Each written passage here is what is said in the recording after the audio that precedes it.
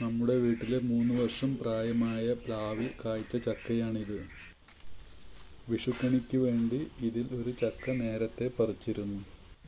ഇപ്പോൾ ഒരു ചക്ക പറിച്ചു വെച്ചിട്ടുണ്ട്. അത് പഴുത്തതിന് ശേഷം മുറിക്കുമ്പോൾ കാണിക്കാം. പ്ലാവിൽ കായ്ച്ചത് മൊത്തം 8 ചക്കയായിരുന്നു. അതിൽ 2 എണ്ണം പറിച്ചു. ബാക്കി 6 എണ്ണം നിൽപ്പുണ്ട്. വീഡിയോ ഇഷ്ടമായാൽ സബ്സ്ക്രൈബും ലൈക്കും ഷെയറും മറക്കാതെ ചെയ്യണേ.